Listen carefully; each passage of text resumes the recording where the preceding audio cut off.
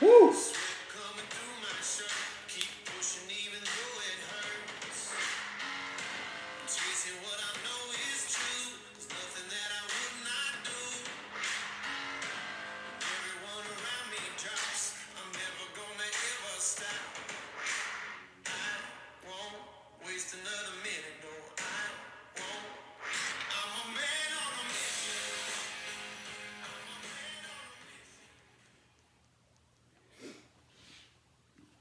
I declare, I declare, I declare.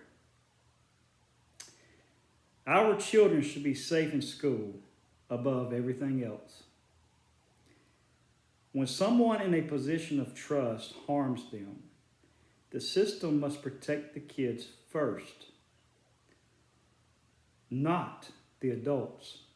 For too long, the system has chosen the adults. This is part 4, the final chapter of this series. We started with the laws that are supposed to protect the kids. We looked at how those laws fail in practice. We exposed the insurance contradictions, schools paying millions to cover abuse claims while swearing this doesn't happen here.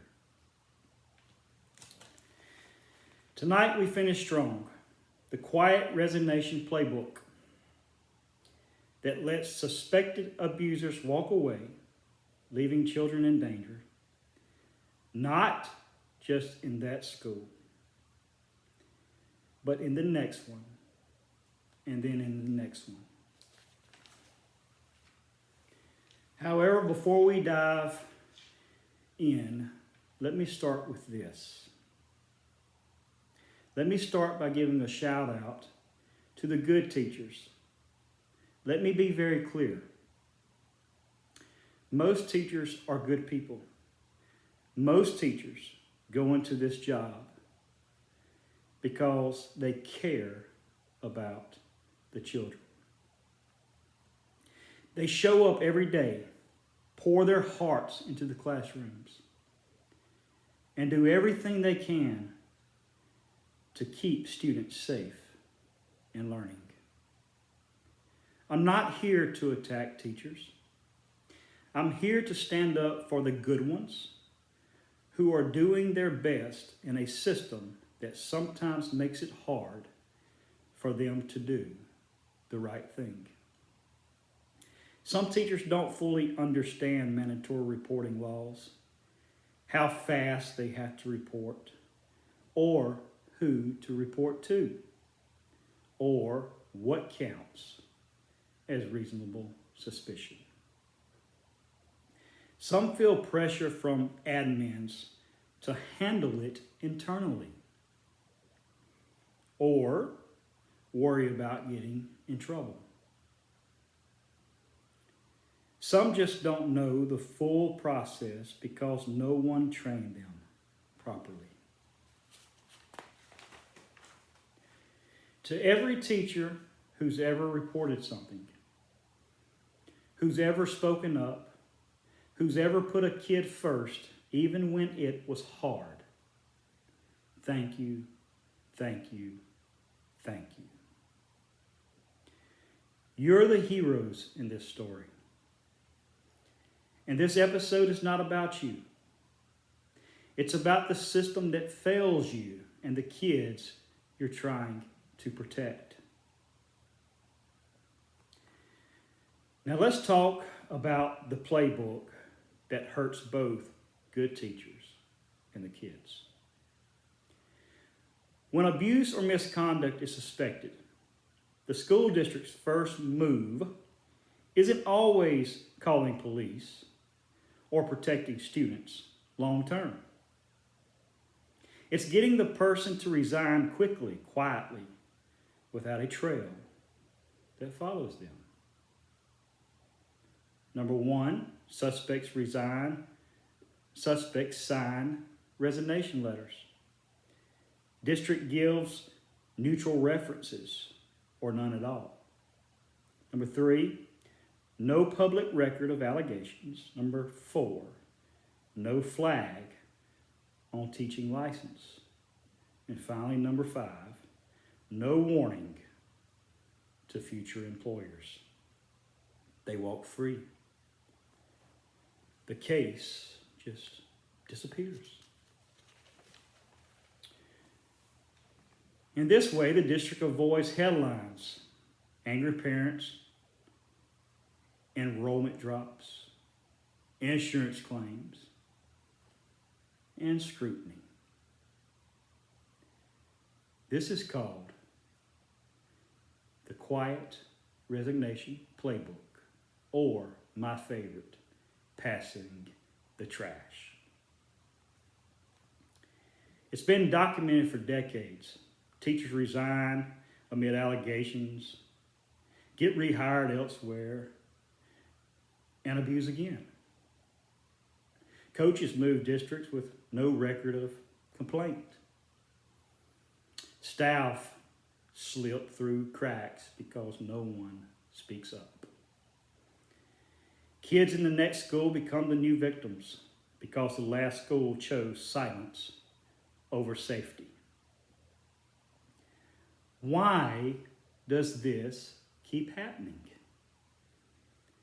Because the incentives are totally upside down. A public case means what we have been discussing, and I can't say it enough. Bad headlines, angry parents, enrollment drops, funding hits, insurance premiums that skyrocket.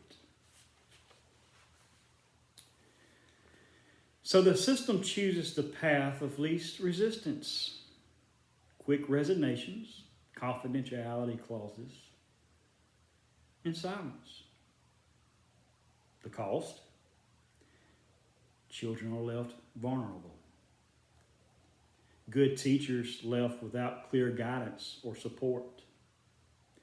Predators keep their clean records. And then the cycle repeats.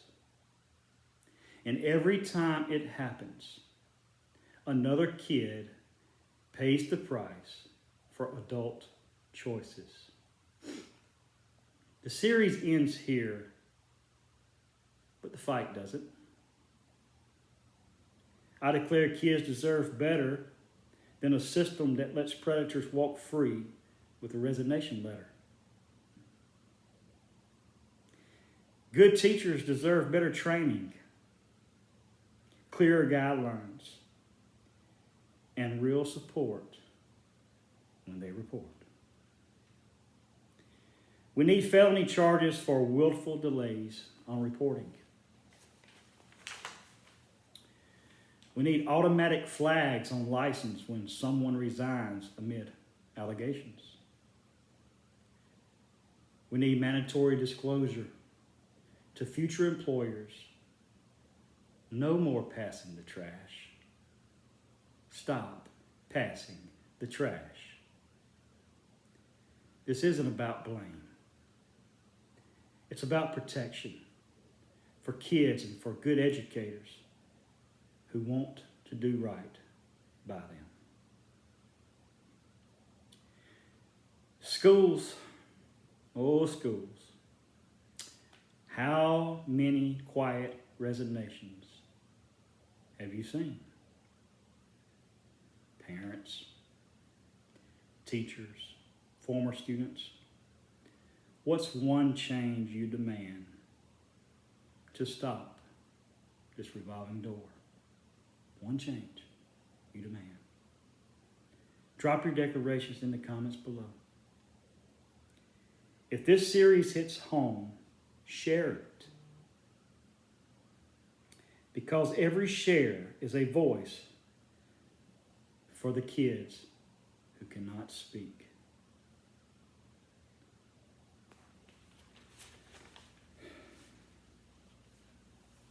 And by the way,